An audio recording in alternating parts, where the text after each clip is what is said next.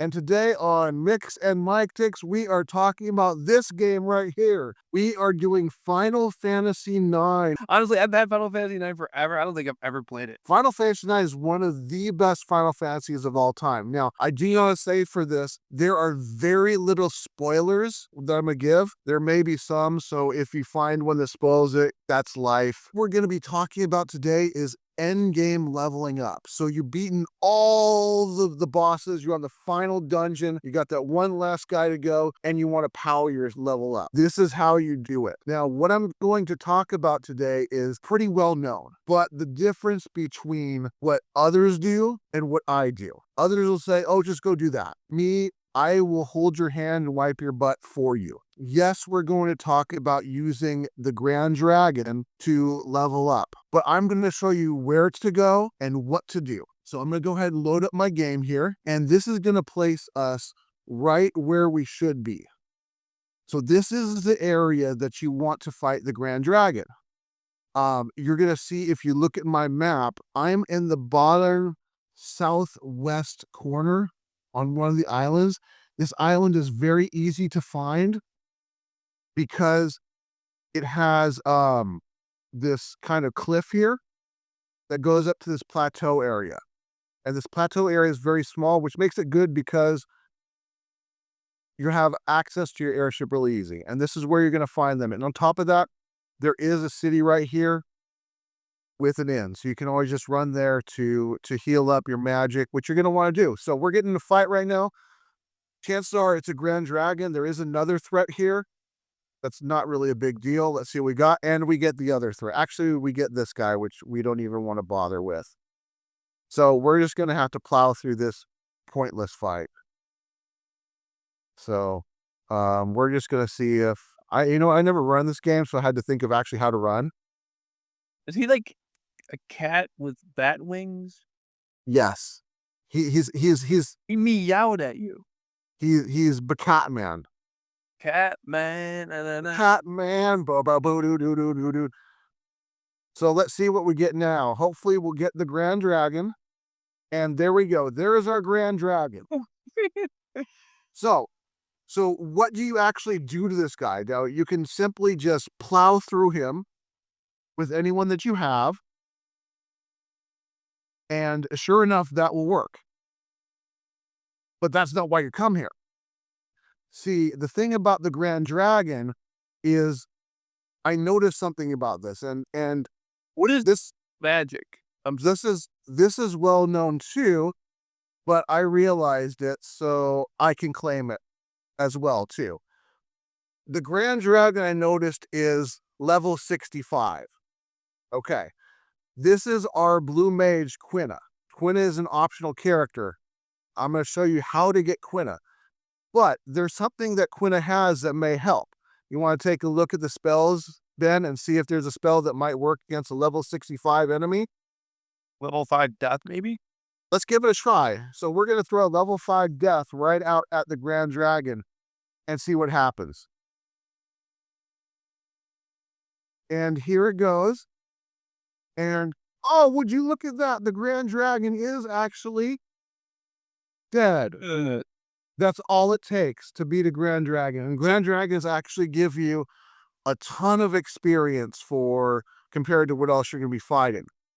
But my question though is blue magic. Now, is that like just black magic, but like on crack? Blue magic. Oh, you haven't experienced blue magic before? No, I've only known the white magic and black magic. Blue magic is enemy magic. And what it is in these games, the blue mages can acquire magic spells from the enemies by being attacked by them, which is, I'm glad you asked that question, because your next question is, well, you have level 5 death. How do you get it? And how do you get Quina?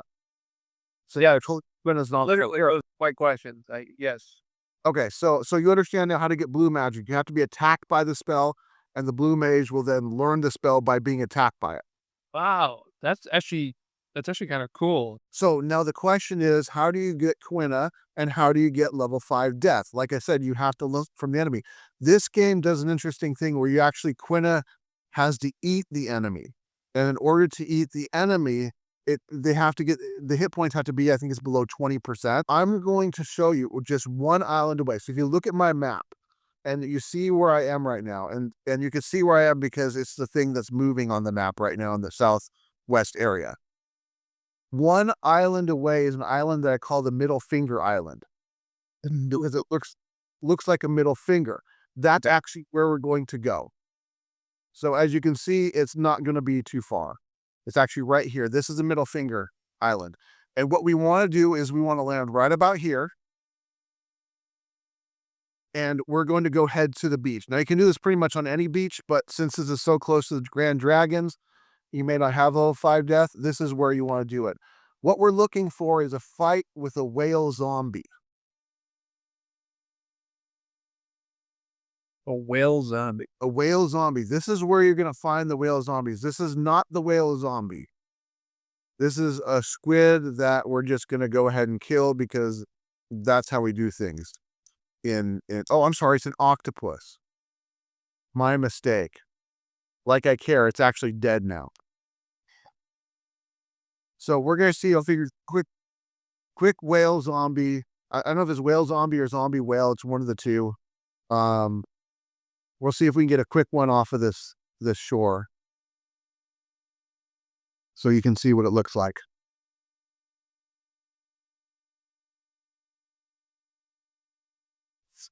Let's see what we got. And there it is. That's our whale zombie. That's what we're going to want to eat. Now, unfortunately, I can't eat it and get the spell, but at least I can show you what we're looking at to fight.